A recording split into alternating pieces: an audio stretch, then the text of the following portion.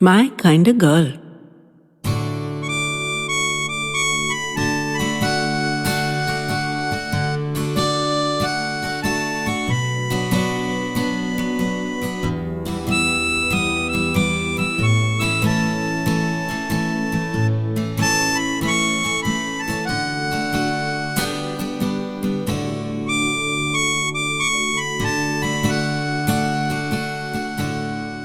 I felt like a complete ass. I looked at the pretty girl in her favorite nook of the compartment. She wasn't just pretty, actually, but compelling in some inexplicable way. She had kind of glow, a radiance that I don't know how to describe without sounding corny. She usually sat there with her nose in a book. She always seemed disconnected from the goings-on around her on the train. I was drawn to her powerfully. I wanted to talk to her, to know her better. But she hadn't responded to any of my admittedly subtle moves. I'd been brought up to believe that there's only so much a man can push within the bounds of decency and politeness. A strong mother, 3 aunts and an elder sister made sure I learned that lesson well. I first saw her about 3 weeks before this momentous day.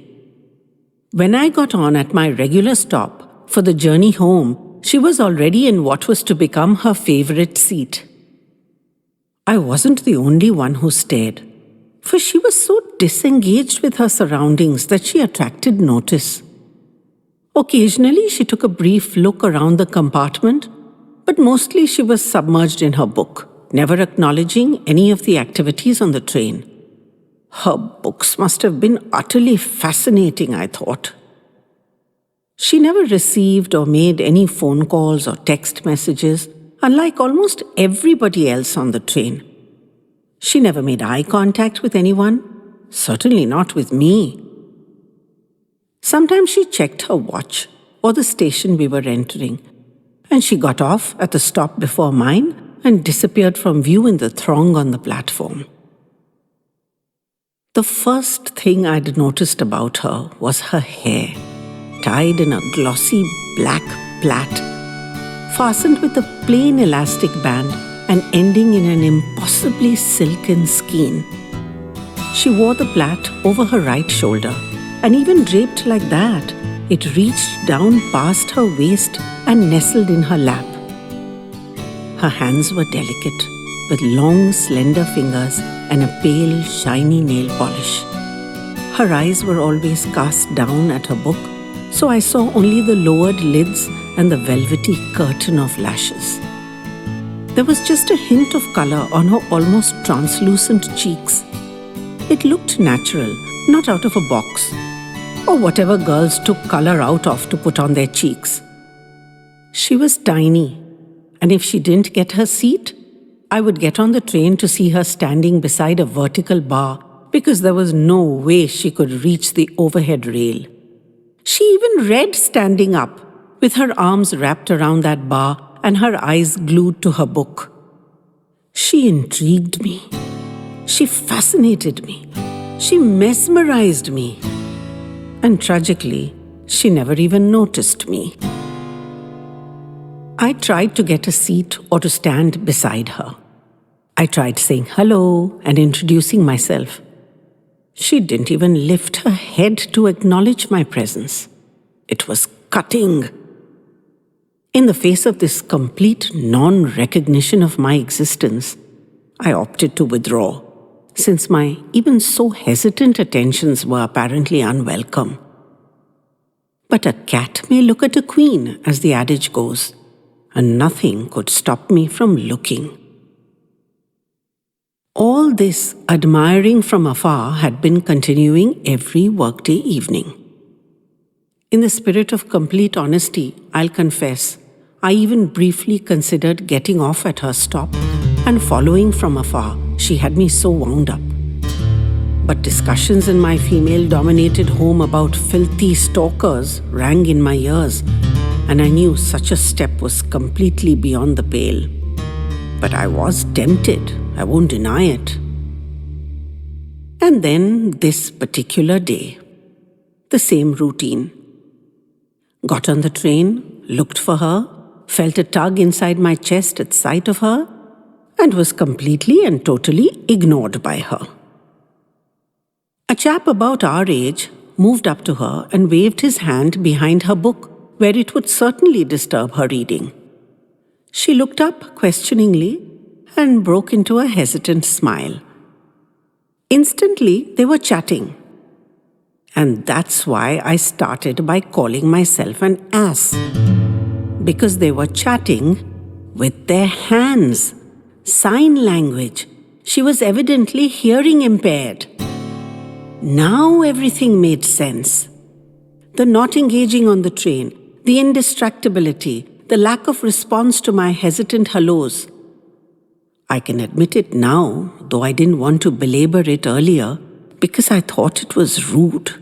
And I didn't want you to think of her as rude. She didn't look rude.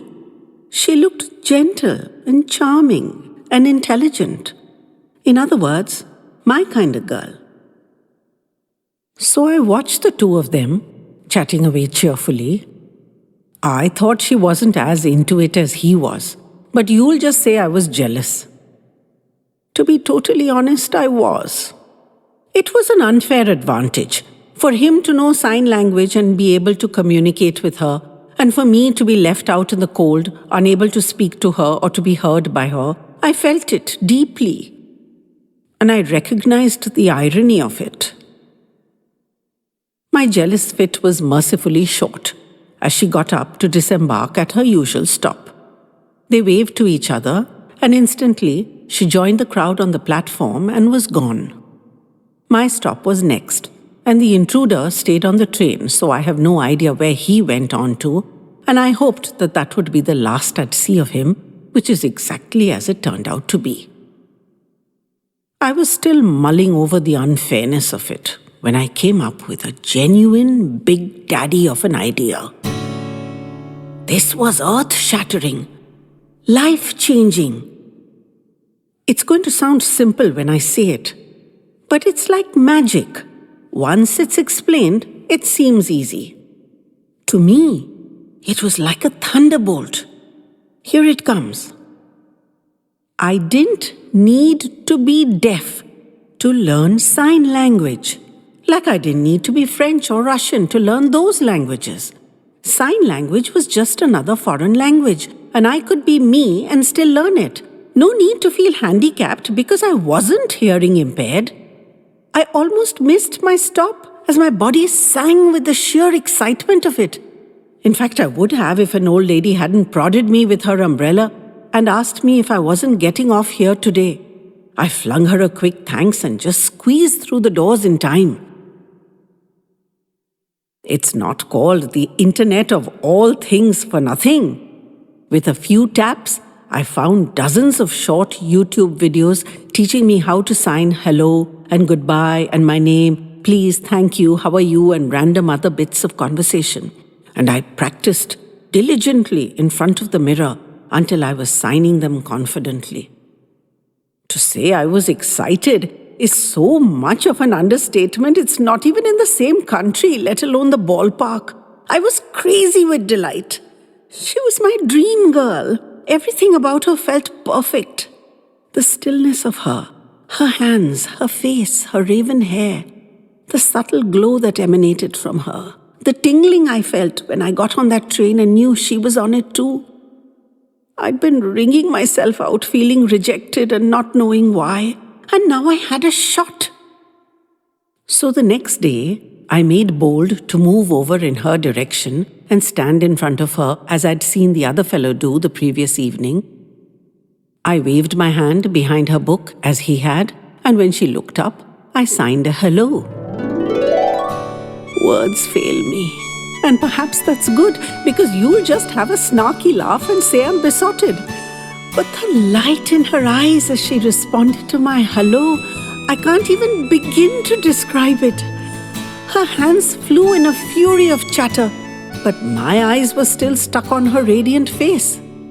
In none of my bedroom preparations the night before had I learned how to sign, I'm only just learning, so don't go into a fast chat because I won't be able to keep up. But what's meant to be is meant to be. And I had another stroke of genius and pulled out my phone and typed that out instead. And she grabbed my phone and replied. And I told her how I hadn't realized she was hearing impaired till the day before, and that I taught myself a bit overnight so I could say hello.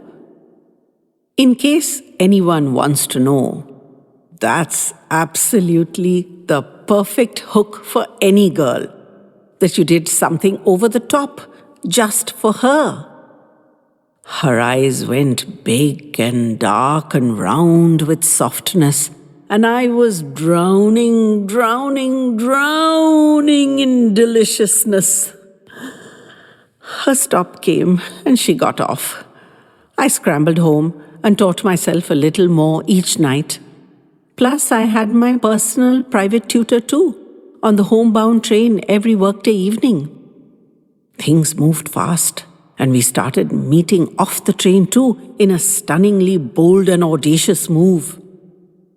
Dame Fortune smiled on this audacity and rewarded me handsomely for it. Not to make an itemized list of the proceedings, the years passed and the river of life led us to many strange places. But the brightest light in my life is still from the same true source.